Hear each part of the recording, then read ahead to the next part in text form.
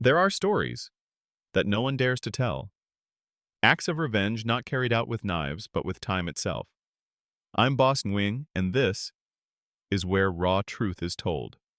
Subscribe if you have the courage to hear it all the way to the end. The look in the corner. I am James 36.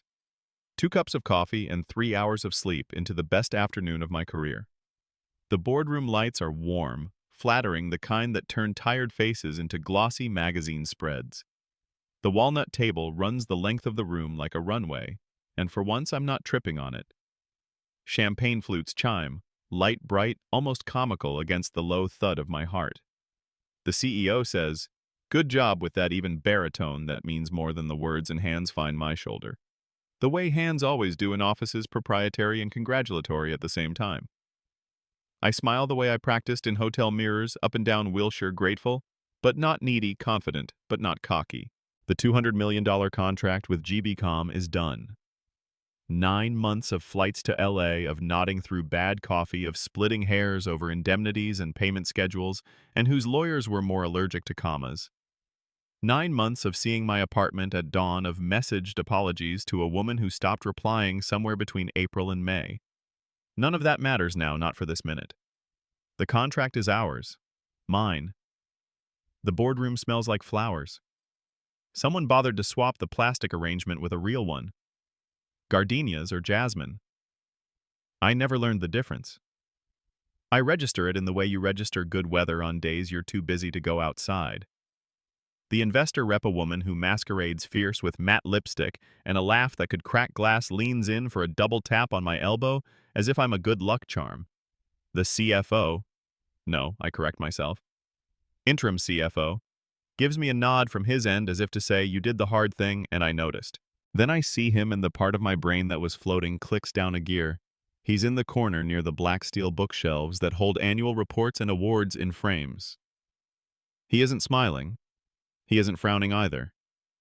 Vincent's expression could be called neutral by someone who'd never had to interpret it, who'd never sat across from him at a steering committee and watched the way he tilted his head when you spoke, as if weighing your words for scrap value. His eyes, I'll say later, are like polished bolts, functional, cold, designed. He watches me like you watch a chessboard you've memorized and something's out of place. I lift my glass in his direction because that's what you do in rooms like this. A nod across a battlefield that pretends to be a banquet. He lifts his glass back, a clipped motion, and I let myself be steered toward the minibar, where the chief of people is telling a story about a disastrous offsite that ends in harmless humiliation and a dry cleaning bill. Laughter, ice clinking, the hush of carpet, swallowing footsteps. I thank the team lead from Risk, then thank the program manager who pulled 2 all-nighters last week. When she says, "Couldn't have done it without you," I want to correct her. She could have. People are more replaceable than we admit. But I just say, same, because humility is the social lubricant of corporate machines. Somewhere between sip 3 and 4, Vincent comes closer. He moves like he's making a point without speaking the way men do when the room belongs to them, or will soon. He's late 30s, maybe 40, that ageless zone where good tailoring erases the difference. His hair is cut with intention, every line sharp. The rumor mill says he came up through audit, then capital projects, built a reputation for slicing fat off budgets so clean that the cuts never bled. "Congratulations," he says, and we clink, and the crystal makes a small, polite note like a bell picked up from a bedside table. "Thank you," I say. My voice is steady because I've learned to steady it. I worked on it the way I worked on my presentation decks on my walk from the elevator to this room, shoulders down tempo, relaxed, chin neither up nor down, dumb details that add up to the difference between being listened to and being humored. "You surprised a few people," he says. Hopefully pleasantly, I answer, aiming for lightly amused. "Don't overplay. Let him say the thing he wants to say. For the company, yes." He sips. His eyes flick past me to the glass wall where downtown shivers in the afternoon heat. For others, not so much. We let the implication sit, neither hospitable nor hostile. He doesn't say who the others are. He doesn't have to. There are always others. "I'll take my chances," I say.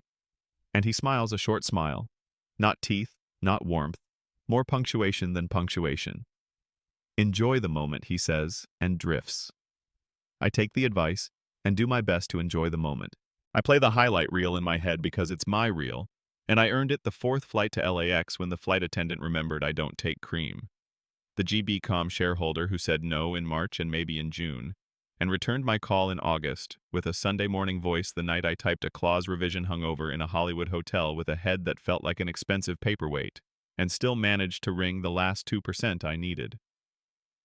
I picture the whiteboard in the temporary office we rented off Figueroa, where I drew a triangle and wrote Timeline Trust Tolerance. There was a day in July when I thought we'd lose it all when the minor shareholder with the ego bigger than his stake threatened to take his toys home unless we restored some nonsense veto right. I talked him off the ledge the way you talk a child down from a tree, gentle but withholding the ladder, until he realized trees are uncomfortable. I think about my apartment, the microwave meals, the suit I had tailored, because I thought looking like you belonged was half of becoming the person who belongs. I think about the text I didn't answer in May that said, "This isn't working," and how I set the phone down face down and worked another hour because I didn't know what else to do. I carry all that into the smile I give the CEO when he raises his glass again and says, "To Jame," and the room says, "To Jame." And I imagine it's also to the kid who packed his life into 2 duffels 6 years ago and moved here with a savings account the size of a Subway sandwich. After, when the room thins and people peel off to collect bags and childcare and late calls, I let myself breathe the way you breathe when you've been holding your stomach in for pictures. I wander to the window. Down below, the grid of the city glows a little brighter.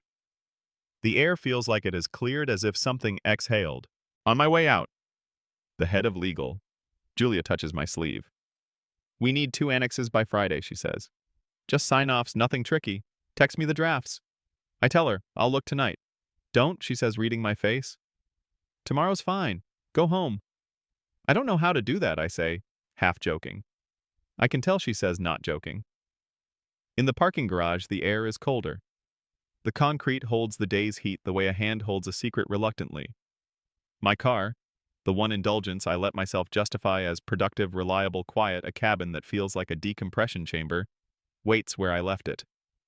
My phone buzzes as I unlock the door. I expect the team's Slack channel a meme with confetti or a dancing cat. Instead, I see a text from a number I don't know. "Don't doze off. Many want that contract." No emoji, no typo, no name. I stare at it long enough that the phone sleeps again. I wake it, stare again. The sensible thing is to laugh, to chalk it up to the cousin of spam that lives halfway between prank and threat. I've had worse, an all-caps LinkedIn message from someone who thinks we offshored a job he deserved. A voicemail from a vendor angry about a decision that wasn't mine. I delete those the way you delete weather. I don't delete this one. I drop the phone in the cup holder and for the first time that day, remember the look in the corner of the room. If you had asked me right then what I felt, I'd have said nothing noble like foreboding. I felt what you feel when you edge too close to a balcony rail and remember how low your species stands to fall a quick pull inward, a check on all systems. I drive home through a city that refuses to resolve into anything other than itself. Brake lights, palm trees, billboards that threaten and flirt. The building where I rent is a rectangle with pretensions, glass, and angles that create the impression of spaciousness. In the elevator, I watch the floor numbers tick with the detached interest you reserve for slow games. A neighbor with a dog nods. We're the nodding kind. My apartment is the room you make when you are making something else. Clean enough, not decorative. A couch you can sleep on, a table you can work on, a bed you can fall into like a missed step. The walls are white because white is what was there when I got here. The art is the city through the windows. Tonight, the city art is a smear of gold. I pour a glass of water and sit on the edge of the couch with my jacket still on and read the text again. Don't doze off. Many want that contract. My first instinct is to call Kira, the woman who was still we back in March. Then I remember March is an old map with wrong borders. My second instinct is to text Julia because she uses sarcasm like bubble wrap, and I need to put this inside something that will keep it from breaking me in transit. I don't. The third instinct is to reply with something clever or cutting. I don't do that either. Instead, I do the stupidest thing. and the only thing that feels right, I type, "Who is this?" The typing indicator doesn't appear. The message status stays delivered. No reply. I set the phone down, take off my jacket, drape it on the chair like a warning. The city hums. Somewhere a siren makes a case for urgency and then loses interest. I go to the kitchen and open the fridge and stare at groceries as if they are Riddle's eggs, spinach, leftover tie that has crossed a line from edible into anthropological. I close it and pull a protein bar from the pantry, the modern meal of the exhausted. On the coffee table sits the notebook I bought in June in a stationery store that smelled like paper and hope. I bought it to capture learnings because that's what you call mistakes when you need them to prove they weren't mistakes. The first page says, GB calm, margin friction points, leverage points. The handwriting is mine, neat, a little anxious, as if the letters are trying to stand up straight to be counted. I flip to a clean page, click the pen, and write one word, eyes. Then I add a second word, corner. It feels melodramatic and also perfectly appropriate, which is what melodrama is when it's true. Sleep isn't a lake you fall into. It's a door you unlock, and tonight, the key bends in the lock. I lie there knowing my body will ask for payment tomorrow. The plane of the ceiling turns from blank to shadowed as streetlights obey timers I didn't set. Somewhere in my head, a team assembles without me. They put things on whiteboards I can't see, draw arrows I can't erase. I watch my breath like it's a dancer I'm trying to follow without stepping on her shoes. The trick I've learned is to agree to fall. The mind wants to keep working. I let it, and at some point it forgets to keep me awake. When I do sleep, the dream is insultingly literal. A conference room table stretched so long that I can't see the end. Every seat filled with a version of me, each one making a different argument in a voice that isn't mine. At the far end sits a man whose face is a blank, and when he looks up, the emptiness hurts like glare. It's almost funny. I wake at 3:47 pad to the kitchen, drink water from the tap like an animal, and tell myself we're done. When the alarm slides into the room at 6, I treat it like a friend who arrives early, not a thief who shows up late. Shower shirt tie. The tie is the one my mother mailed me 2 birthdays ago, the color of patient skies. I knot it like muscle memory. I notice the thread starting to loosen on the collar of a shirt and make a mental note to sew it later, which I will not do. On the freeway, the morning behaves, no accident, no clever driver with a grudge against turn signals, just the regular choreography of commuters who believe in 9 a.m. I rehearse the day because I don't know how not to. 9:30 with legal, 10:15 with procurement, 11:00 with product, 1:00 with risk, 3:00 to debrief the CEO. Nothing about the schedule says danger. That's the nature of danger where I work. By 8:20, I'm at my desk and the inbox has decided to find out if I can drown. The GBcom thread is alive. Congratulations from their side, then 12 questions that can wait a week, but won't. I file them in a mental drawer, labeled Feed Later, and look for problems. On the 4th screen down, there's an invite, GBcom post-close financial harmonization roundtable. Sounds like a meeting devised by a committee that wanted to sound necessary. I look for my name in the invite list and find it there between Vincent Legrand and PMO, L. Carson. My calendar doesn't show the meeting. I check the time. It happened yesterday at 5 p.m. while we were clinking glasses and telling stories. Someone included me in the minutes and not the meeting. I open the minutes. Skimming is an art. I do it the way a thief looks at a jewelry tray, taking the shine, ignoring the glass. 3 items jump. 1, alignment on stage gate criteria. 2, pre-approval for change orders under $250K to be fast-tracked for schedule integrity. 3, a comment attributed to JMM. Agreed to expedite net 30 to net 21 if milestone B slips. My stomach puts a hand on a table and stands up slowly. I didn't make that comment. We have not agreed to shorten payment terms in case of our delay. It's the kind of clause that looks harmless until you're the one carrying the float. I check the sender. Minutes came from a shared program office account, not from a person. I scroll to the bottom and see Vincent's sign-off under Action Items Owner. I breathe in through my nose, out through my mouth, slow, the way the therapist had told me in February before I stopped going because improvement felt suspicious. I ping the PMO lead on chat. Morning. Can you send me the recording for yesterday's harmonization roundtable? she replies. There wasn't one. We were in the small room. Did you not get the invite? No, but I see minutes. Was there a discussion about net 30 to net 21 in case of delay? She types, stops types. I remember a mention of flexibility, but I don't remember specifics. Check with Vincent. He led that part. I look at the phantom comment again. Imagine my voice saying it test the fit. It doesn't fit. People have voice prints. Cadence, phrasing, favorite verbs. The words case of are wrong for me. I say if. Slip is wrong. I say slip out loud sometimes, but I write miss because it splits blame with the schedule instead of wearing it.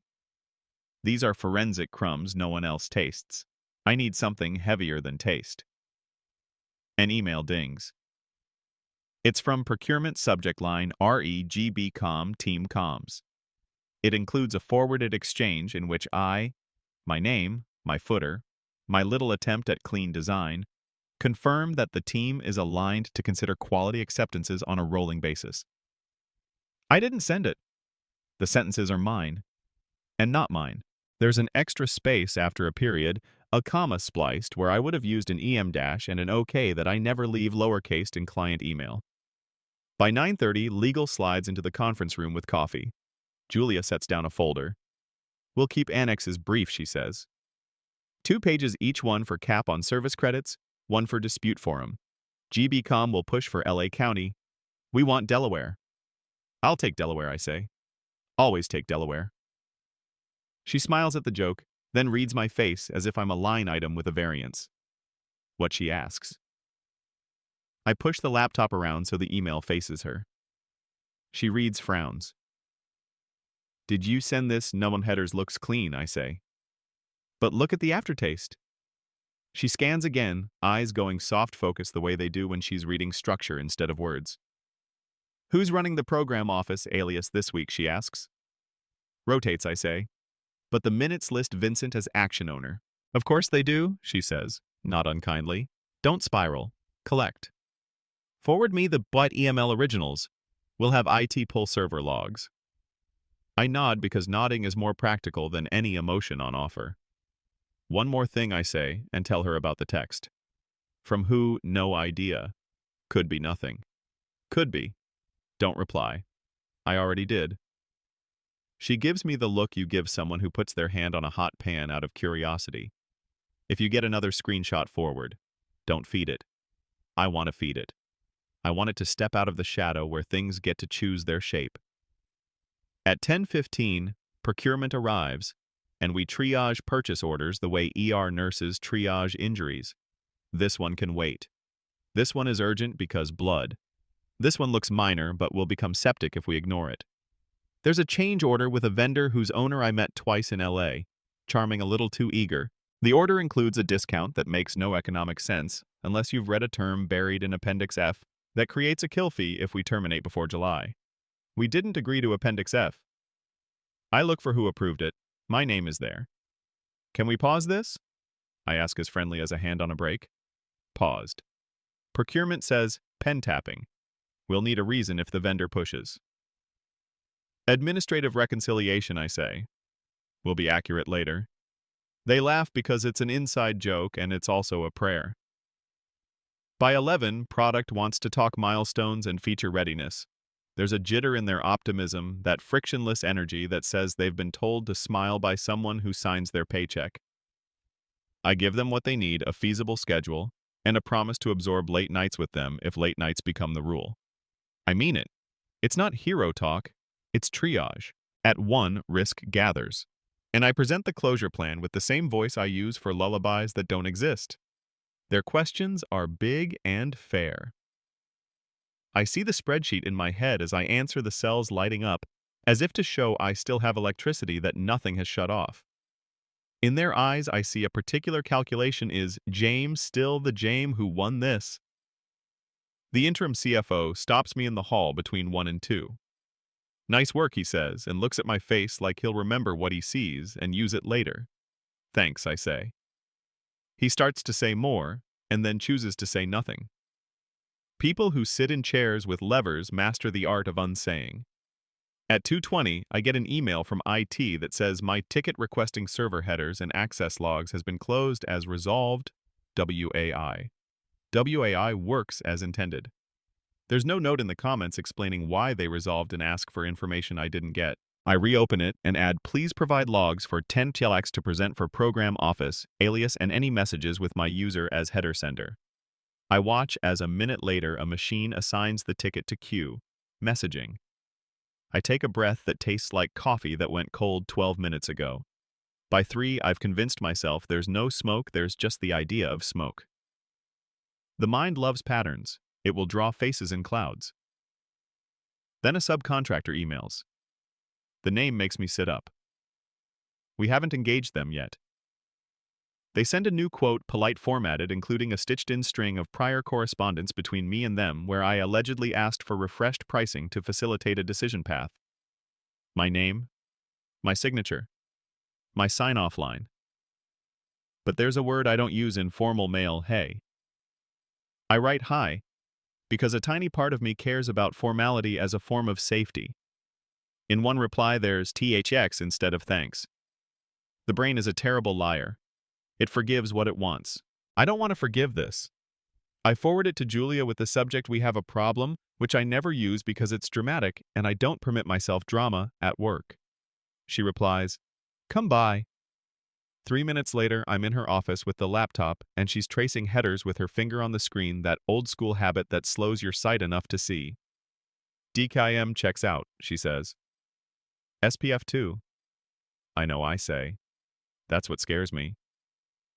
Where were you on the date of this first exchange, she asks. July 18th. LA. Figueroa office. I remember because that was the day I learned you can buy coffee at 11 p.m. and still sleep if you are tired enough. Do we have your calendar location history, she asks. My phone has geotags, I say, and she nods as if we're discussing weather again. Don't send anything to anyone unless we say so, she says. Not even clarifications. Especially not clarifications. What if they send more? They will. We'll collect. Forensics. Internal, external, she says, and we both know why. The company's internal unit is competent and loyal to the company, and the company is as precise as a fog bank. We need loyal to the facts. At 4, I'm back at my desk and the PMO lead pings. Vincent asked if you could review the payment schedule addendum before EOD. Draft attached. The attached file proposes exactly the shortening we did not discuss. The red lines are thin and reasonable. The kind of language that slides because it looks like common sense. If the schedule slips, payments accelerate a fraction to support vendor retention. It's clean and bad. I carry the laptop to the window and read with the city as my background noise. My reflection in the glass looks like a man practicing stoicism in a shop window. I send it to Julia with 3 sentences, attaching. Concern misaligned with our leverage. Concern would create cash crunch under worst case. At 4:30, Vincent appears at my desk as if conjured. He doesn't sit. He leans on the partition in that way certain men lower their heads to maximize the idea of privacy where privacy doesn't exist. Need anything on the addendum, he asks. Legal's looking, I say. I figured. No rush, he says. Only the schedule. He smiles at his own joke and then doesn't. We missed you yesterday, he adds. Harmonization roundtable. Didn't see the invite. That's odd, he says. PMO added you. We'll make sure next time. Appreciate it. He starts to say more stops. Good work this quarter, he says, as if he is the company and the company uses him to speak in hallways. Thanks, I say. He leaves. I look at the back of his suit jacket and think about how fabric hangs. Good fabric hangs the way a lie hangs when there's nothing to hook it on effortlessly. At home that night, I tell myself to do what I always do when my head is a busy intersection, put it on paper and make the cars obey the lights.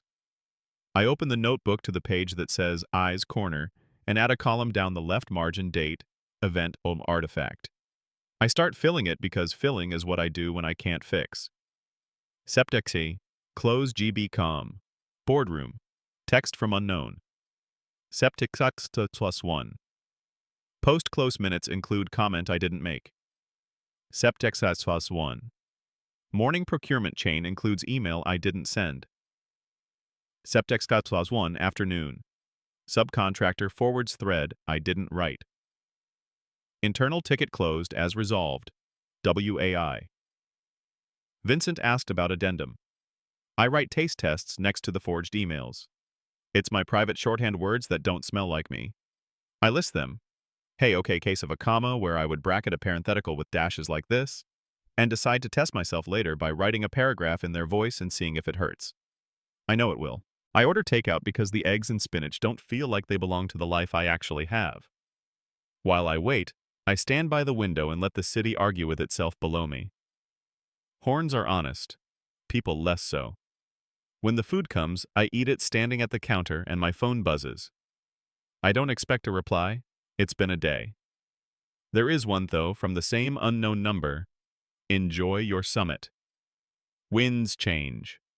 I stare until the screen dims again. Then I do what Julia told me to do, screenshot forward delete.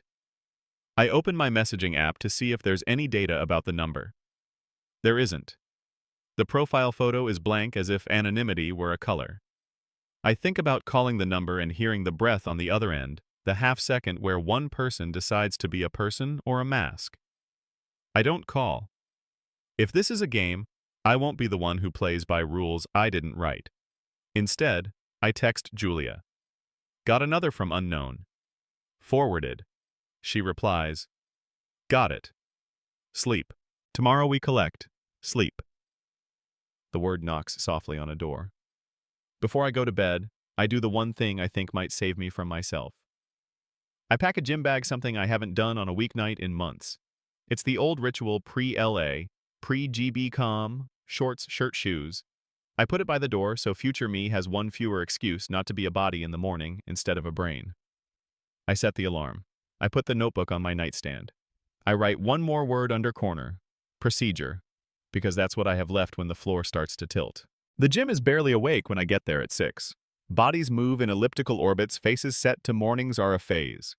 I put in 30 minutes on a treadmill, not because it will solve anything, but because it will give me one thing I can point to and say I did that. I sweat out some fear. It doesn't leave. It just agrees to step aside while I shower, which is enough. At 8, our conference room has that before-meeting quiet, the hush that feels like a cathedral before worshipers arrive with their huge problems. Julia comes in with a different bag than usual. She sets down 2 coffees and sits.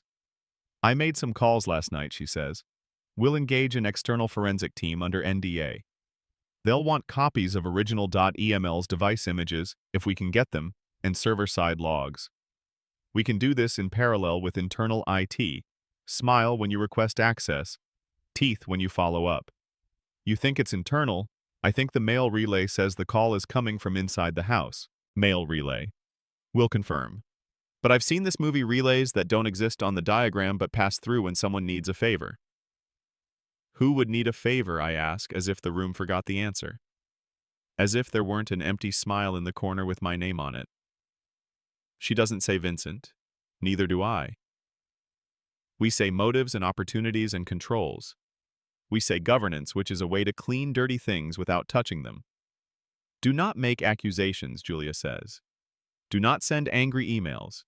Do not ask leading questions even in chat. Document. That's your job today. What about the addendum, I ask? We strike the acceleration. We'll give them a bone elsewhere. Maybe flexibility on acceptance testing windows. Nothing that costs cash. I nod. And James, she says as I get up, look for small tells. People are meticulous until they are bored. Boredom is where they slip. I carry that line in my pocket like a talisman through the rest of the day. By noon, more small things arrive that don't want to call themselves suspicious, because individually they aren't. A calendar invite appears and disappears. A draft document in the shared folder shows a modification time that doesn't match the number of people with access. A chat message someone swears they sent me never shows up. My mind begins to sound like a Geiger counter set too sensitive. I have to remind myself not to go paranoid. Paranoia is a story in which you are always the protagonist and always right. No story has ever been more comforting or more dangerous. At 2, I pass Vincent in the hall. He says, long week already. I say already, and we move past each other like planes with different destinations but one runway. At 4, my reopened IT ticket is reassigned to a name I don't recognize. I search the directory, find a photo of a man in a polo shirt with a smile that doesn't want to be in a photo. I write a respectful follow-up and get a canned response promising service within the SLA. SLAs are bedtime stories. They don't tuck you in. At 6, the building thins out again. The evening staff run vacuums over carpet that has heard things that could end jobs. I sit in the empty conference room with my notebook and write the things down you aren't supposed to write because writing them makes you a person who thinks such things. Who benefits if I fall? Who is brave enough to do the work and smart enough to not get caught and sloppy enough to leave? Hey, in an email. I go home. The city is the same city. My apartment is the same apartment. The notebook on the table is the same notebook. I open it and write a clean list in straighter letters than I thought I had tonight. Someone wanted me in the minutes and out of the meeting. Someone wants to change payment terms in a way that benefits someone who is not us. Someone is writing as me and signs as me but speaks not exactly like me. Someone knows or gambles that internal process is faster than external truth. Someone likes the wind on summits. I don't know if writing the list makes me safer. It makes me real to myself. In a week, stacked with rooms where perception rearranges reality that feels like victory. Before bed, I put the phone on Do Not Disturb and flip it face down like a coaster. I look at the word procedure and underline it. I think about the look in the corner again, and this time I notice something I missed: the absence of surprise. If I was surprised by winning, Vincent was not. He was surprised by something else, the way a plan sometimes betray its maker. I'm asleep before my head makes more of that than it should. Morning gives me a new line in the notebook before I can earn it. My company badge unlocks the office door easily, but when I sit and try to sign into the secure project folder, I get an error. Access restricted. Contact administrator. I stare at the message the way you stare at a guest who insists you're in the wrong house. I ping it. The chat says, queue full. I ping Julia. She replies, come by. When I arrive, she's already on a call, finger up for 1 minute. She hangs up with a delay. Don't freak out, she says, which is a thing you only say when freaking out is a rational option. Internal Controls opened a routine compliance review on the GB.com program. They're limiting write access until they finish initial interviews. Routine. Nothing about this is routine, she says, but we act like it is. When now, I sit in the chair across from her and feel a sensation I haven't felt since my earliest days in the company.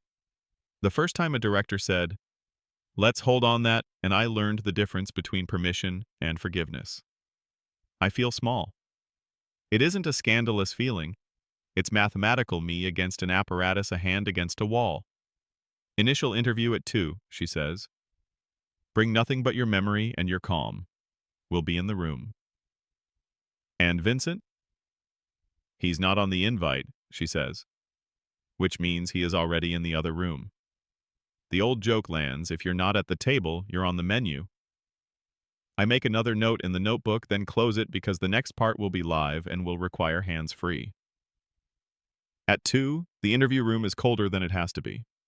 People in rooms like this love to weaponize temperature. The internal controls manager is new to the company and new to town hair, parted with an engineer's precision. He has a folder the size of a thin city. He says he appreciates my cooperation. I say he's welcome.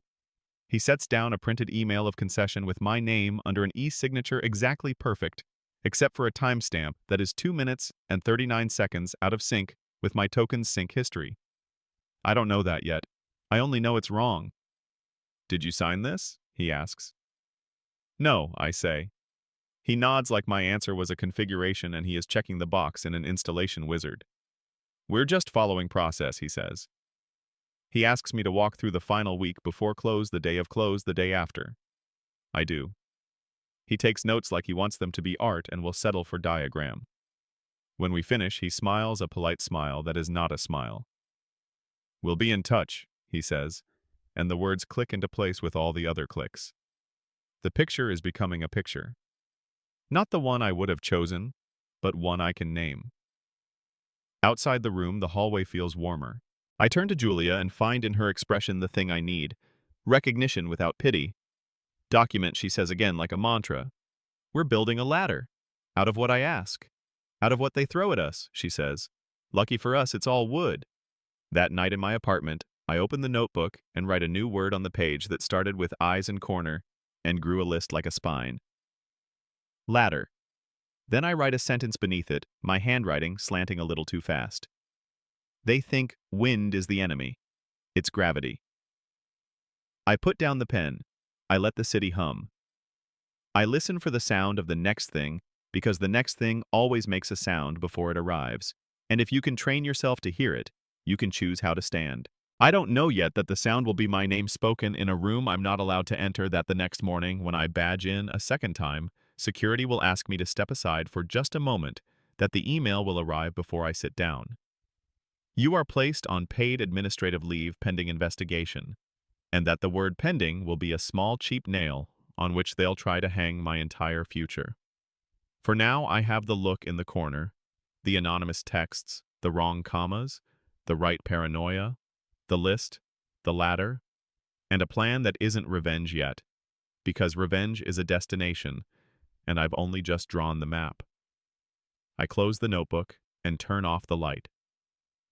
The room decants into the dark. Tomorrow, we begin to collect. The seeds of a fall. Suspension doesn't feel like punishment at first. It feels like stillness, the kind you don't notice until everything else stops moving. I wasn't fired, not yet. I wasn't charged with anything. I was just paused, which sounds gentle until you realize it's how people describe drowning right before the lungs give up. The email came on a Monday morning at 8:12 a.m. Effective immediately, you are placed on administrative leave pending investigation into irregularities surrounding the GBCom contract. Please refrain from accessing any company systems or communicating with clients until further notice. I read it 3 times trying to locate the word mistake. It wasn't there. 2 hours later, my access badges stopped working. My email password reset itself. Even my cloud folder, the digital attic of my last 5 years, turned into an access-denied screen. I sat at my desk long enough for security to arrive polite but firm to escort me out like a visiting relative who overstayed. The building looked different from that side of the glass. People kept their eyes glued to screens or coffee cups. A few nodded quickly the way you nod at ambulances. Julia met me downstairs, handed me a folded printout. "Don't talk to anyone from the office," she said. "Not even friends. They'll record everything. Record what I didn't." I know she cut in, lowering her voice. But the system doesn't care what you know. It cares what it can prove. Her calm was surgical. That's what I liked about her. She didn't waste pain where it couldn't help. We walked to the parking lot in silence. When she stopped beside my car, she said, "Start documenting. Every message, every version of every file you still have locally. We'll need a timeline." The next 48 hours unfolded like a fever. My phone wouldn't stop buzzing. Blocked numbers. One-ring calls. Vague texts. Tough break? Hang in there. Heard the news. No names attached. Gossip travels faster than policy. By Wednesday, LinkedIn messages started arriving all in the same tone. "Hey, if you ever think of moving on." Translation: "We heard you fell. Can we pick at the bones?" That night, I sat at my dining table, surrounded by paper. I printed every email thread I could recover from my personal archives, every calendar invite, every flight confirmation to LA, even photos from the GBCom signing ceremony. I highlighted dates, scribbled connections. The notebook from Chapter 1, my eyes, corner, ladder journal, became a battlefield of ink. The first pattern appeared by accident.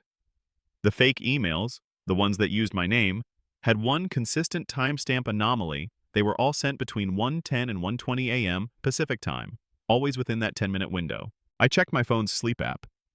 On those nights I'd been inactive, the little blue bars showed nothing. The same quiet hours, same fake voice. That wasn't coincidence. That was schedule. At 2 a.m., I sent Julia a photo of the data. She replied 5 minutes later. "Good. Keep digging. I'm talking to a digital forensics team in Santa Monica." The team she found, 3 people in a cramped office above a surf shop, introduced themselves simply as the forensicists. No legalese, no handshake games. The lead, a quiet man named Kieran, opened with, "We don't care who's right. We care what happened." That was the first comforting thing I'd heard in a week. We cloned my laptop drive, my external backup, and even my personal email archives. Kiran explained. When someone fakes an email, they can mimic headers DKIM SPF, but not entropy patterns. Think of it like fingerprints in the code. 2 days later, he called James. We found something. I drove there fast enough to earn a ticket, and lucky enough not to get one. He pointed at lines of text on a black screen. See this chain, he said, highlighting an entry labeled Relay 07. It shouldn't exist. It's not listed in your company's infrastructure map, but it appears as a pass-through server in several forged messages. Someone used an internal relay with altered permissions to inject those emails into legitimate threads. Meaning, I asked. Meaning whoever did this had internal access, not external, and they wanted it to look clean. He printed the metadata summary. Whoever set this up either knew your system or had someone who did. Vincent's face appeared in my head like a photograph too sharp to be coincidence. The following Monday, the official notice arrived by courier. Subject: ongoing investigation. Compliance and Ethics Committee review. You are to remain available for questioning. Please return all company devices within 24 hours. I signed the form and handed over the company laptop, knowing, of course, that the clone already existed on Karen's drives. Then came the smear campaign. Rumors sprouted like weeds after rain. James manipulated KPIs. James used hospitality budgets to grease GB.com shareholders. James forced project sign-offs through intimidation. No one confronted me directly. They didn't need to. In corporate politics, silence does the stabbing. An old colleague texted me privately. Vincent's been hinting you rushed the compliance clearance? People are nervous. I stared at the screen. There it was, the seed germinating. He had motive. He'd been gunning for the CFO chair long before the GB.com deal. With me out of the way, the win could rot just enough for him to come in as the fixer. It wasn't personal, it was arithmetic. But personal or not, it was mine. Julia helped me craft a legal firewall. We hired an external firm under a confidentiality clause so tight it could strangle. Every discovery would be time-stamped, hashed, and sealed for admissibility. Meanwhile, I built a timeline on my apartment wall. I printed screenshots, pinned them with red threads like a detective in a movie, because sometimes cliches work. Each thread led back to 1 month July. That was when Vincent joined the GB.com negotiation calls to help with financial structuring. It was also when the first fake correspondence appeared. I remembered a detail, small but sticky. The day we flew to LA for the third negotiation, he'd forgotten his company laptop and asked to borrow mine to access a shared file. Just 10 minutes, he'd said. Need to pull a pricing model. I'd let him. I hadn't thought twice. I thought he was just being lazy. 10 minutes. That's all it would take to plant a local credential token. I wrote it down on the timeline, circled it twice. The pressure of isolation started showing in my body. My sleep fractured into 2-hour chunks. My eyes burned from screens. Even eating felt mechanical. Something you did to survive, not to live. On the third week of suspension, I jogged along Venice Canal one evening, earbuds in, trying to run the noise out of my head. The water was dark, reflecting rows of houses that all looked identical, like success stories printed from the same mold. I felt watched. I turned, half expecting a camera, or maybe Vincent's face in a car window. Nothing. Just wind. But the paranoia had teeth now. Back home, my phone pinged again. Another anonymous text. Stop digging. You'll lose more than a job. No punctuation. Same number. The kind of message that's both promise and prophecy. I screenshot it, forwarded to Julia. Her reply, got it. Document, don't engage. I didn't listen. I texted back, cowards hide behind no name. Delivered, no reply. That night, a car idled outside my building for half an hour. Black sedan tinted glass. Probably nothing. Maybe everything. I sat on the couch with the lights off, watching the headlights through the blinds, counting heartbeats until it drove away. When it did, I exhaled for the first time in minutes. A week later, Kieran called again. We've got your smoking gun, he said. He showed me the signature logs for the supposed concession PDF, the document used to suspend me. Digital signatures carry a time sync from your authentication token, he explained. Yours syncs every 24 hours. This one was signed 2 minutes and 39 seconds off from your last valid sync. That means someone cloned your key locally but couldn't match the clock exactly. He zoomed in. It's deliberate and sloppy. Whoever did it assumed no one would check milliseconds. Can we trace it? Maybe, he said. But the relay's been scrubbed. That takes someone with admin-level privileges. Vincent, I whispered. He looked up. You said that, not me. By now, Julia had built a legal fortress. She scheduled a private review with the ethics committee. a quiet pre-hearing before any official HR procedure could lock me out completely. "We don't accuse," she said. "We present anomalies. We let the evidence point." I stared at her over the table. "You really think they'll listen?" "Not at first," she admitted. "But they'll have to. Corporations hate scandal more than they love power. If this touches financial integrity, they'll burn whoever they must." The way she said it chilled me. Not because I didn't believe her, but because I realized I might end up as kindling if the flames went wrong. Still, I agreed. There was no alternative. In preparation, I revisited every memory of Vincent I could summon.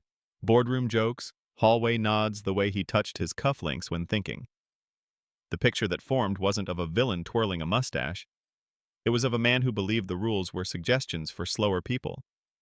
I'd seen that look before. In Washington, in every negotiation table where ambition wore a tie. One moment stood out: the final LA night after we'd sealed the deal. We'd all gone to a rooftop bar. He'd leaned over his drink and said, "You know, James, there's always a price for winning too clean." I'd laughed, thinking he meant taxes. He hadn't laughed back. Now the words played on loop. When the ethics committee summons arrived, I didn't sleep the night before. I organized every file on a thumb drive, every chart, every hash value Kieran provided.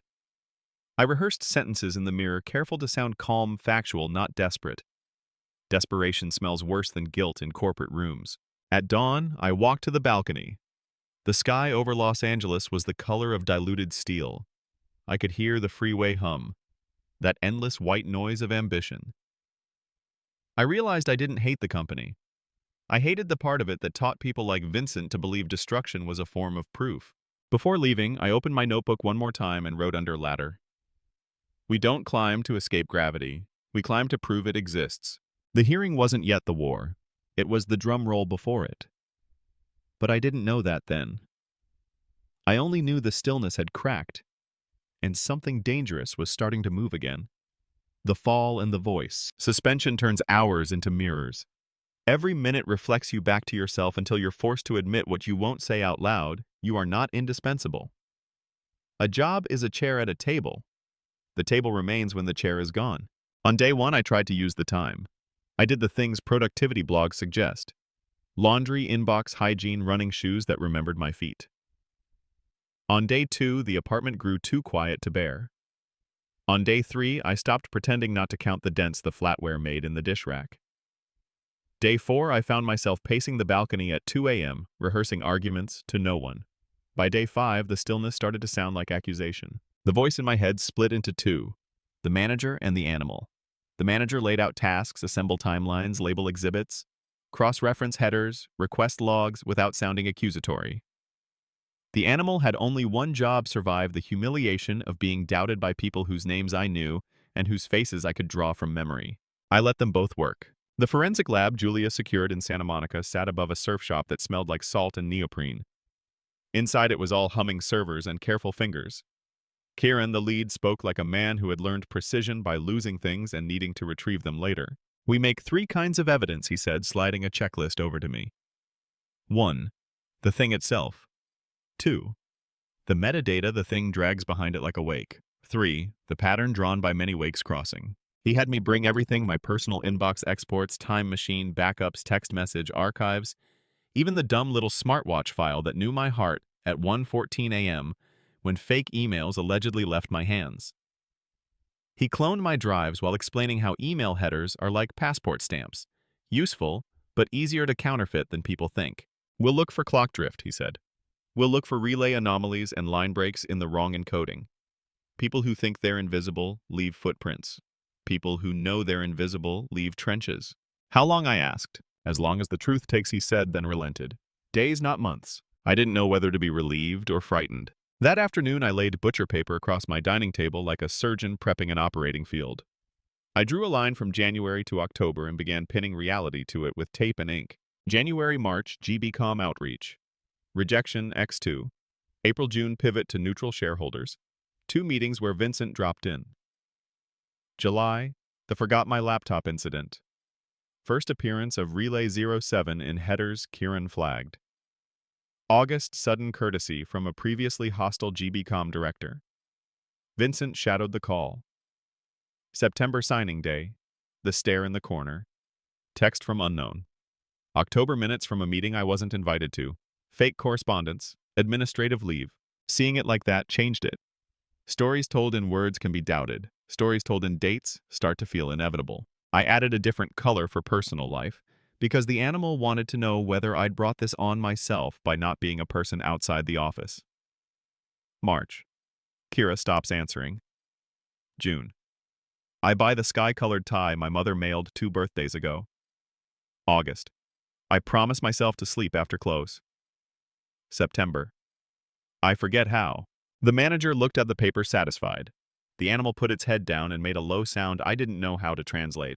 On day 6, I called my mother from the kitchen and spoke like one of those people in hospital commercials who glide through corridors dispensing hope. It's a pause, I told her. It will sort itself. You're eating, she asked. Yes. Sleeping sometimes. Praying. She knew I didn't nod in the way she meant. I told her I was doing my version. I was listing the true things and holding on to them until they warmed my hands. List 1, she said. Julia is on my side, I said, and facts exist regardless of opinions. She hummed that sound she made when she didn't trust the plan but loved the planner. And your soul, she asked. My soul is outraged and washing dishes, I said. She laughed. I let the sound hang between us as proof that a part of the world remained untilted. On day 7, the company messenger arrived at my door with a form to sign and a cardboard box to collect remaining equipment. He wore anonymity like a uniform. When his eyes met mine, they flinched, not from guilt, but from the contagion of discomfort. Thanks, I said, because manners are cheap insurance against despair. He nodded and left. I stood in the doorway with the box in my arms and felt something shift, a plate sliding under an ocean. I put the box down gently as if it contained something alive. The phone rang before I could label the feeling. Unlisted number. Hello? A voice like a gravel road. Don't make this bigger than it is. What is it, I asked. A normal correction, the voice said. The system heals itself. You'll be fine if you stop digging. Who is this? Silence. Then someone who's seen people disappear under smaller waves. You should worry about the tide, I said. It's coming in. A click and the line went clean. I stood there with the phone to my ear, listening to the absence, as if it had another message hidden inside. Then I did the thing that would matter later. I wrote down the time, the duration, the exact words. The fact that 4 words in, he shifted from the royal we to you. Julia texted before I could. You okay? Got a call, I wrote. He wants quiet. They always do, she replied. Collect, don't perform. Collect, don't perform. A new mantra. The animal liked it because it used few syllables and promised movement. The manager liked it because it put verbs in a row. The next evening, Kieran emailed a screenshot of something called a hop map. It looked like a tiny galaxy lit up across a dark canvas. Each node a machine, each line a path an email took from sender to recipient. He'd overlaid legitimate JAME emails blue with suspicious JAME emails red. The blues clustered around 3 familiar nodes: my laptop, the corporate mail server, the client gateways. The reds traced a different path. Corporate mail server, relay 07, an unregistered NAT block, then back to corporate. Like a thief who breaks into your house, shuffles your furniture, and leaves through the front door with your keys. I can't prove who touched relay 07, Kieran told me on the phone. But I can prove it exists and that it shouldn't. And I can prove this signature clock drift 2 minutes 39 seconds. An inside actor who didn't get the token timing quite right. Can we do more than prove anomalies, I asked. Can we point? We can show where to look, he said. And if your company has a spine, they'll look. I wanted to ask whether companies could grow spines in time or if spines had to be born. Instead, I said, package it. Already packaging, he said. Also, the language tells you something. The hey and okay, that and the punctuation. Whoever mimicked you writes with a regional rhythm. You're a dash person. They're a comma person. They overuse case of and as per. They close emails with regards when you favor best, except with legal where you use best regards because you think it sounds more formal. You've been consistent for years. They were consistent too, just not with you. I laughed for the first time in what felt like a month. You make it sound like I'm a brand. You are, he said. We all are, and brands are hard to forge at scale. The ethics committee's pre-hearing took place in a room designed to make no one comfortable. The chair suggested modernity without committing to it. The air conditioning was half a degree too cool. The blinds were at a slant that made outside feel hypothetical. 3 people on the panel, the chair. A woman who had the gift of looking like your aunt until you said something dishonest. The risk delegate whose smile had the tensile strength of piano wire, and an outside advisor with a notebook that had already absorbed a dozen other people's worst days. On our side, me Julia in legal black, and an HR presence whose job was to observe humanity while representing policy. The chair opened Mr. Marin. It was always the formal version when the script required distance. We appreciate your cooperation. Thank you, I said, because that answer robs a sentence of its appetite. Julia began. She narrated the timeline like a path anyone with eyes could follow. Here is the close, she said, tapping the board. Here are the emails that appear to be from my client, but carry linguistic and temporal anomalies. Here is the server path that shouldn't exist. Here is the e-signature timestamp that cannot be reconciled with Mr. Marin's token sync history. Kieran's hop map went up on the screen. For a moment, the room was just eyes and light. Internal IT says Relay 07 is not part of our official stack, Risk said finally. That statement is correct, Julia said, and incomplete. The outside advisor, retired sharp, emotionally neutral, leaned forward. What are you implying? We're not implying, Julia said. We're requesting pull the physical and logical access logs for the month of July and the week of the alleged concession signature. Audit privileged accounts with modification rights on mail flow. Check badge access against the timestamp windows where the forged messages were injected. And, she clicked to the next slide, review the temporary permissions granted to the project folder under urgent flags. Who would have requested those, the chair asked. We don't speculate on names, Julia said, and then did something unusual. She let the silence say the rest. I watched their faces learn nothing. That's the trick with people trained to absorb risk. They wrinkle on the inside. Thank you, the chair said. We'll review. Mr. Marin, you'll remain on leave during the process. Of course, I said. When the door shut behind us, I exhaled the careful breath I'd been saving. Not bad, Julia said. We gave them a map and a reason to follow it. Will they, I asked. They'll follow it if they're more afraid of being wrong than being late, she said. Are they? We'll find out. There's a myth that once you make your case, the universe applauds and the obstacles step aside. In truth, the obstacles yawn and go for coffee. The days after the hearing felt like a coin balanced on its edge. Nothing moved until everything did. I kept moving. The manager made lists. The animal walked 4 miles a day and stopped drinking coffee after 4 because sleep had asked for mercy. I returned an old library book about leadership I'd pretended to read. The fine felt like a confession. I texted a former teammate who'd gone quiet and told him I hoped his kids' braces were working out. His reply, "Thanks, man. Thinking of you," arrived like a small blanket on a cold bench. At night, I wrote versions of the same sentence in the notebook. A company is neither good nor evil. It is momentum. Aim the mass. I thought about Vincent. The way you think about a cliff, not malicious, simply consequential. I replayed 100 micro moments. The way he stood in doorways, how he praised work as surgical. The meeting he justified not inviting me to because too many voices slow the artery. I'd admired parts of him I should have examined. It's hard to hate a person you wanted to learn from. It's not impossible, but it's hard. One evening, the PMO lead called me from her personal phone. Her voice was the voice of someone standing on one foot. Off the record, she said an aide in finance had temporary access to the project folder the week of close. Marked as urgent. I don't know why. I didn't approve it. Who approved it, I asked. A pause long enough to grow something. The system shows a rubber stamp chain. You know how those go. Names? I can't, she said. But you can ask the committee to look at the rubber stamps. After we hung up, I wrote rubber stamp chain on the timeline, then underlined it until the paper thinned. The next morning, I woke to a text from an unlisted number, the same one that had advised me to go quiet. You're making this worse. I did not reply. I let the text sit there like a fly against a window, annoying but powerless to get in. Then another came. Every ladder has a missing rung. I looked at the notebook on the table and for a childish second glanced at the ceiling as if someone could see me reading my own mind.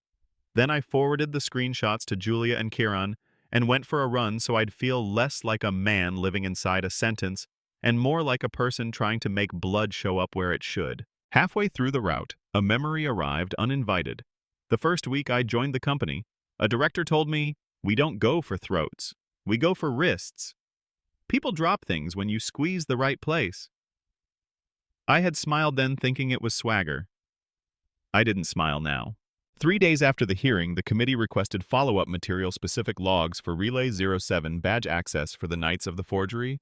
A list of users granted temporary permissions under urgent flags in July and September.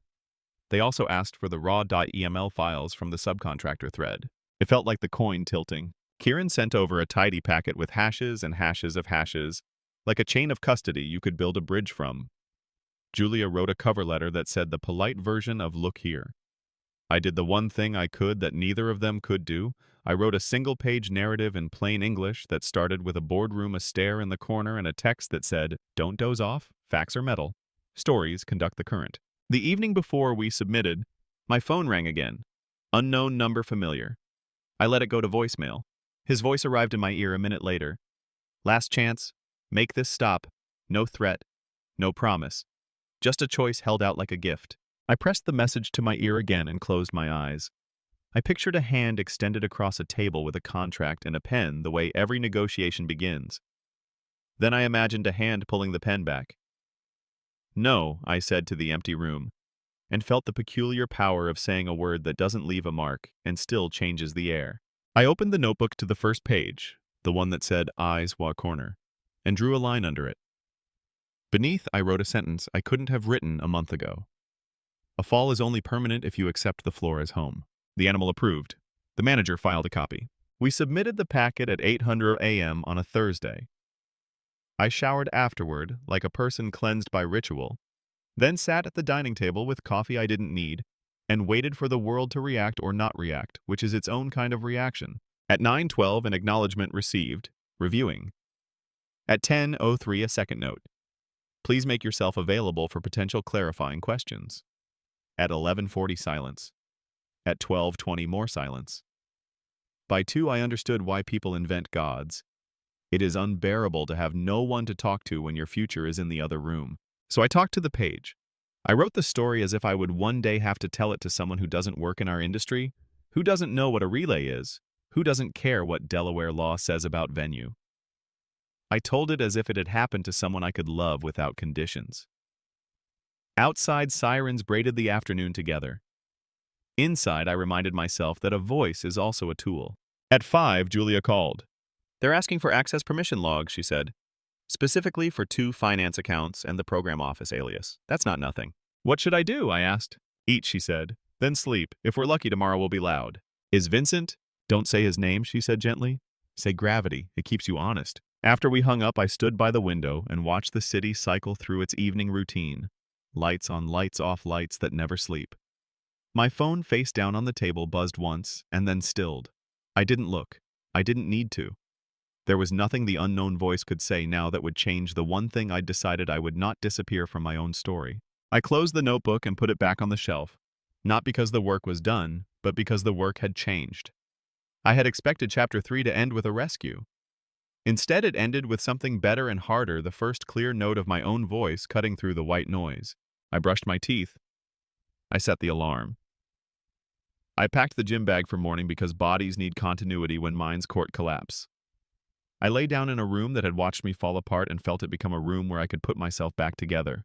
Before sleep, wove the edges of me back into something like a single piece. I whispered a truth to the ceiling, to the city, to the version of me that would wake to whatever came next. I am not a chair at a table. I am the person who can build a table. The night took the words and kept them for safekeeping. In the morning, the door would open.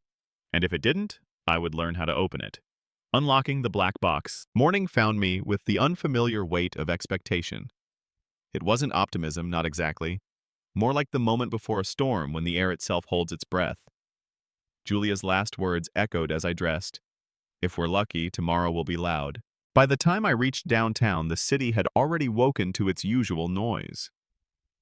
Cars screamed horns. Argued construction crews clanged against the skin of half-finished towers. Yet inside the glass headquarters of GBCom, there was a new kind of quiet. People looked busy without looking at one another. At 9:00 sharp, Julia called. "They want you at the ethics committee meeting. Bring your notes." My heart thudded. "Is that good?" "It's not bad," she said. "They don't invite people they're about to bury." The conference room on the 21st floor had the aesthetic of an interrogation disguised as professionalism, long table bottled water, neutral walls. The committee chair.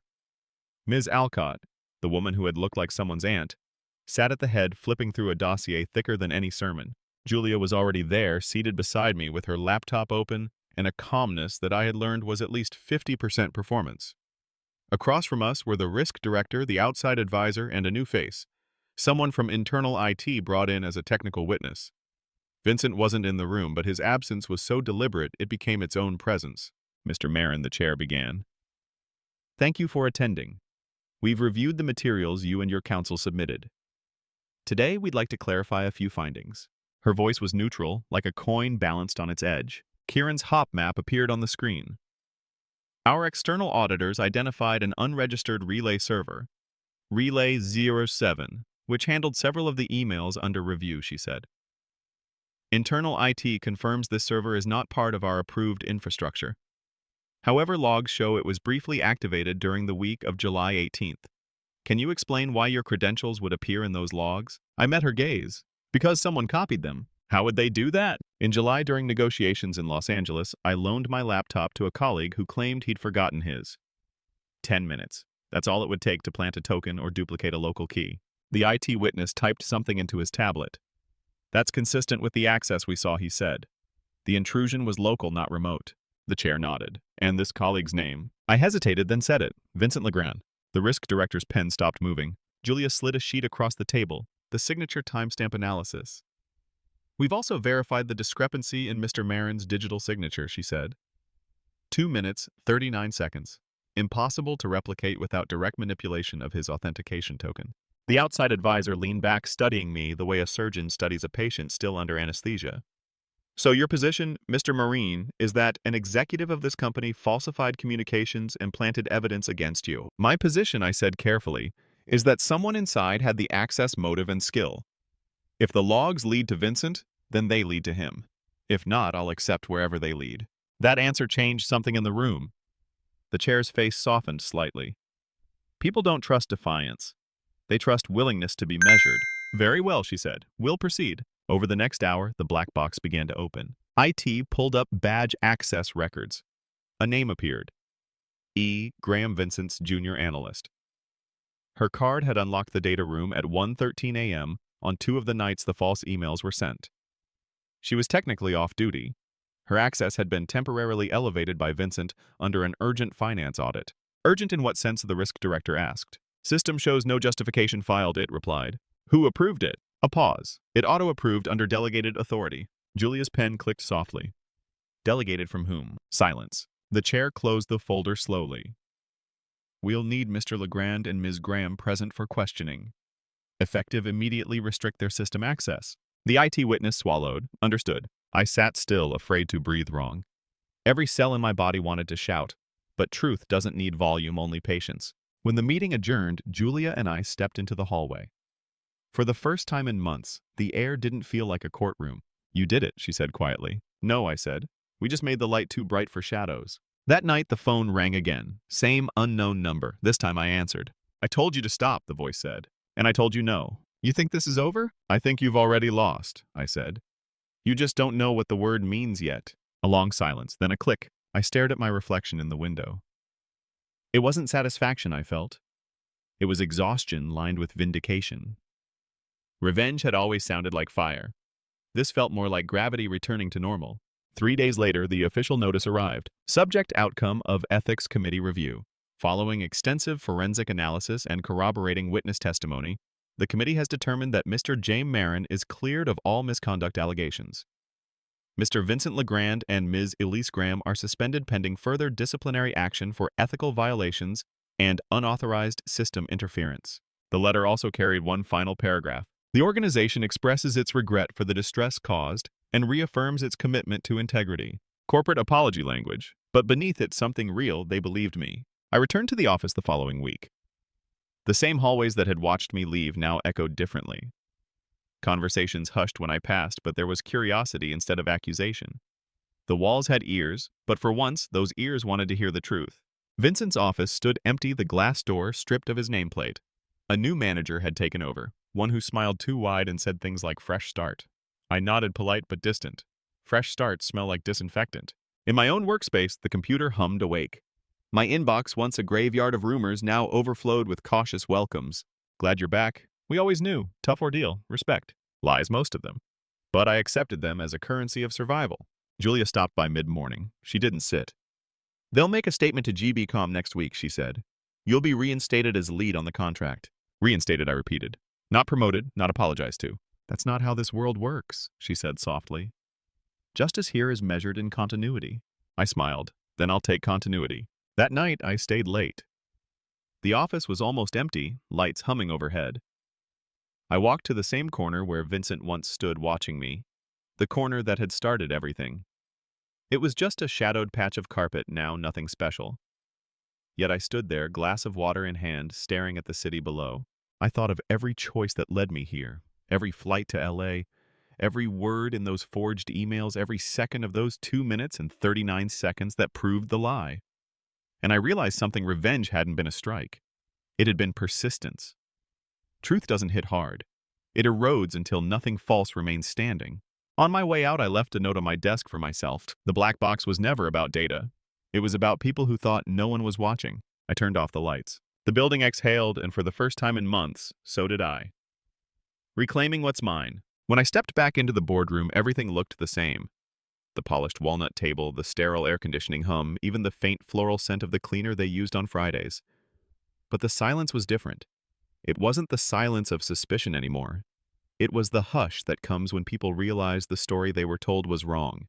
The chair I had once been escorted away from now waited at the far end of the table. My nameplate gleamed again. A small metallic apology. "Welcome back," said the CEO, standing by the projector. He had the look of a man who wanted this moment to be over as quickly as possible. "The committee has cleared you. Let's move forward." That was corporate language for "we won't talk about it again." "Glad to be back," I said, matching his tone. We shook hands, two actors in the final scene of a play neither of us believed in. When the meeting ended, the others filtered out quickly, glancing at me with that careful friendliness reserved for people who've survived public executions and lived to tell about it. Their smiles said, "You won, but we don't know if we're supposed to clap." I walked to the same corner where months ago Vincent had stood watching me. That single glance that had set everything in motion. The shadow there felt lighter now. Over the next few weeks, I focused on rebuilding, not revenge. The GBCom contract was still active, though, bruised from the scandal. I reassembled the team, a mix of loyalist doubters and a few who had quietly distanced themselves during the chaos. I didn't hold grudges. I didn't have the time. The only thing that mattered now was progress. From now on, I told them in our first meeting, we document everything. Every change, every decision, every email. Transparency isn't optional. It's our defense system. They nodded, maybe out of fear, maybe out of respect. It didn't matter yet. We built a shared dashboard. Every task, every deliverable, every signature lived there, time-stamped and visible to everyone. If someone tried to move a decimal, the system would scream. If an attachment was altered, it would log the fingerprint. Some called it obsessive. I called it preventive maintenance. Julia once said transparency was the best weapon because it killed quietly. She was right. 2 months after my reinstatement, GBCom's senior board flew in for a review. I led the presentation, the same way I had done the day of our first signing, but this time, there were no ghosts in the corner. The numbers spoke cleanly, the progress solid. When the lead investor shook my hand, he said, "We were worried for a while. You've stabilized everything." "I had help," I replied. He smiled. Every captain does. But as he said it, I saw the subtext in his eyes. "We thought you were done." The vindication felt different from how I'd imagined. I expected fireworks. Instead, it was quiet, slow, a steady unfurling of air from lungs I hadn't realized were still holding their breath. Vincent's official termination came quietly, a 2-line memo. "Mr. Legrand's employment has been discontinued due to ethical breaches. We thank him for his service." No one thanked him. His office was cleared out by HR before noon. No farewell email, no gossip afterward. Just absence. I thought I'd feel triumphant. Instead, I felt tired. There's no pleasure in watching someone destroy themselves with the tools they once used to build. Still, when I walked past that empty office one evening, I paused at the door. I imagined him standing there looking out at the city. The same view we used to share when we were colleagues back when ambition hadn't yet sharpened into malice. In another life, maybe we could have been allies. But this was the one we got. By the end of the quarter, the GBCom project hit every milestone ahead of schedule. The board sent me a formal commendation, a PDF stamped with digital signatures and polite gratitude. Julia framed a copy and left it on my desk with a note for proof that truth scales too. She was right again. I didn't throw a celebration. Instead, I gathered the team in the conference room, the same one that had once been my trial chamber, and raised a glass of ginger ale. "To transparency," I said, "and to surviving the kind of storm that makes you stronger than you ever wanted to be." They laughed, not politely, genuinely. That was when I knew we'd started healing. One night, long after everyone had left, I stayed behind to clean up. The building was quiet except for the faint hum of air vents and the city breathing beyond the windows. I opened my notebook, the one that had followed me through everything, and flipped to the first page. Eyes, corner, ladder, gravity. And finally I added one last word: light. Not the vengeful, blinding kind, but the kind that stays after a storm, soft and honest. I realized then that revenge had never been about Vincent. It was about reclaiming my own narrative, the right to tell my story without distortion. The anonymous number that had haunted me for months texted one final time that night. "You won, but was it worth it?" I stared at it for a long while. Then I typed back slowly, deliberately. "Yes, because now I can sleep." I deleted the thread. The following week I visited my mother. She made tea the same way she always did, with too much sugar and too much care. "You look different," she said. "Lighter." "I am," I told her. The truth finally caught up. She smiled, that quiet, knowing smile of someone who's seen storms come and go. "Then don't let it get away again." I promised I wouldn't. Months later, GBcom renewed the partnership, this time for double the original contract value. The CEO called it a testament to resilience. I called it closure. The morning after the signing, I arrived early, stood in the empty boardroom, and let the sunlight spill across the table. I remembered how it had all started. The champagne, the applause, the single look from the corner. I whispered to the room, "We're done now." Then I turned off the lights and walked out, not with triumph, but with peace. The rare kind that doesn't announce itself, just settles quietly and stays. Because in the end, I hadn't just reclaimed my job or my reputation, I had reclaimed myself, and that was worth everything. This story comes to an end, but the truth never does. Hit subscribe, like, and share, because behind every video lies another secret. I'm Boss Nguyên, and I tell the stories others are too afraid to speak of again.